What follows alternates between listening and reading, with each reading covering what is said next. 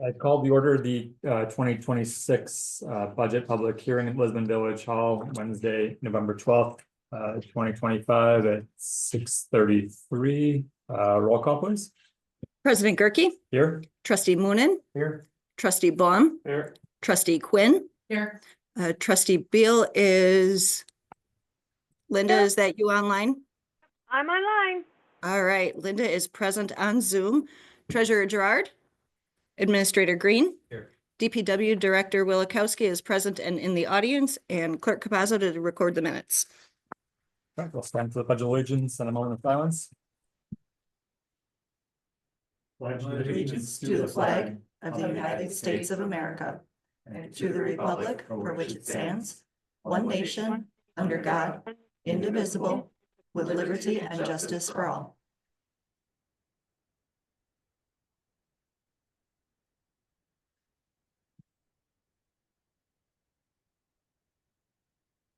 Item 4 is the open meetings law compliance check. Yep, the budget public hearing notice was published in the Waukesha Freeman on October 29th and on November 5th. All right, so we'll move on to Dan with the 2026 budget presentation. So on the screen, I showed just a summary of revenues and expenditures for 2026 budget. You can see the total revenue increase from 2025 to 26 at 3.43%. Sorry, and the expenditures increase is 3.24%. This year, the village's net new construction is 1.544%, which is reflected in the general fund tax levy. So tax distribution for 2026, you can see I have Arrowhead Merton School District and then the Hamilton School District. You can see that the village takes up about 22% under Hamilton and about 26% from Arrowhead, just based on the school districts taxing bill rates being different. The mill rate from last year to this year, last year was 3.09, next year will be at 3.13. So some of that has to do with just debt service and then the increase in general fund based on how we did debt service last year to this year is slightly different. So we also got some manufacturing numbers in since our last budget, so that shifted from a 3.126 to a 3.132, so pretty nominal about the minor increase. And how that looks for an increase on different homes. I have on the slideshow, you can see cost per year increase is roughly $10 for a $250,000 home. $1 million home equates to about $1 million or $41 increase in taxes. That's just on the town or the village's portion. And then a revenue comparison. This is where the village's revenues come from. You can see taxes make up the largest portion at 46%. Intergovernmental, that would be your transportation aids and your shared revenues, things like that, and take up about 12%. Our licenses and permit fees for building inspections and things we issue here are around 8%. Public charges for service, that's mostly garbage. That's your 22.3%.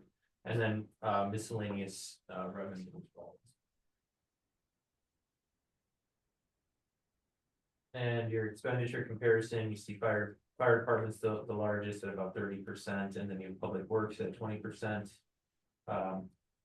Police 12, inspection at 7, and then again your garbage, it takes about 20% of the expenditure.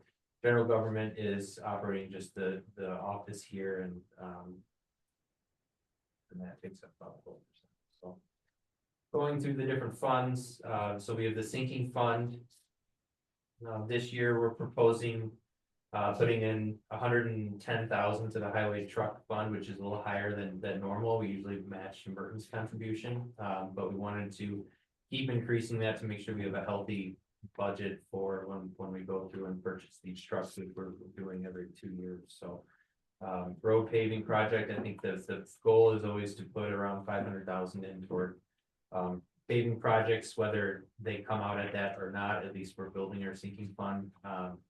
Next year, we're anticipating 415,000 in road projects. And that doesn't include the borrow that we're looking at for Lake Five Bridge, which obviously bring that number up higher.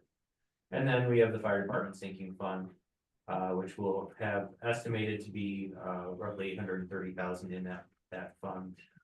And I believe the budget, we had 230,000 that was being transferred. Plus, we also have fee in lieu of water tanks and subdivisions that help to boost that number. Dan, can I just stop you for, is that slideshow available to us? Yeah. I'm not finding it.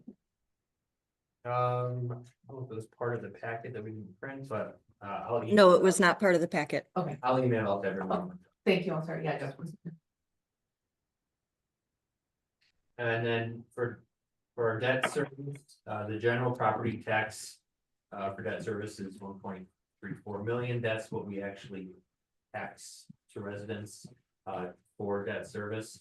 The other two revenues are transfers from the general fund for the Sussex wastewater treatment plant. That's why the number under taxes looks a little higher as a percentage increase, because that's actually part of that taxing dollar amount. It was budgeted last year at a slightly lesser amount, but if you look at the actuals of how much money we received in taxes, that's why it's slightly higher than that. So it was just how it was done on the levy limit worksheet last year compared to how we're doing it this year. And then the transfer from the TID is also that outstanding debt we have on the TID that is a transfer from that fund. And then you can see the expenditures in debt service as well on the bottom. I won't go through each one. So under capital projects for next year, we're looking at the largest expenditure is going to be that park improvement project. Expected to be around 2 million, give or take. We also have road improvement projects, both Tamarack Road and Lake Five Road, anticipated around 1.2. Highway equipment and building costs expected to be at 964,000, and we still are looking at that plyo vent system in both of our fire department buildings that we were hoping to do this year. We're waiting on potential grant money for that, but that if we have to pay full price would be at 137,400. And just a quick review of the other funds we have. Stormwater fund, that fee is a fee on your tax bill, separate from your levy. That number has not changed from last year at $48. So the total revenue on that is we're looking at 259,777, with expenditures expected to be about 5,000 less than that. And then our compost fund, we are increasing the cost for our residents from $18 to $20. It hasn't been increased at least 10 years, if not longer. So we're also spreading that increase to our other community members. And then with the taxing incremental district, anticipated revenue next year of 645,000 and some change, with expenses in that $515,900. That increase in expenses is due to we are now paying ourselves back for some of that self-funded loan that we had.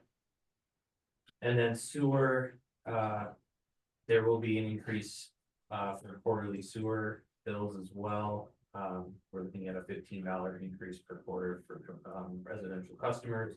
We're also having a larger administration fee for the commercial customers as well, just to make up the depreciation expense to build back our reserves from spending this year. And that is the presentation. All right, then we'll open up the public hearing for public comments on the proposed 2026 budgets. Kurt, do you have anything? No? Ed, do you have anything? Is there anyone on the board who has any comments this time? No. All right, well then, hearing nothing, I will close the public hearing on the proposed 2026 budget. And is there a motion to adjourn the public hearing? I make the motion. All right, motion was made and seconded. All those in favor say aye. Opposed say nay. Motion carries 5-0. All right, out at 6:44. Give me just one moment to stop this recording and then we will move forward with the regular village board meeting.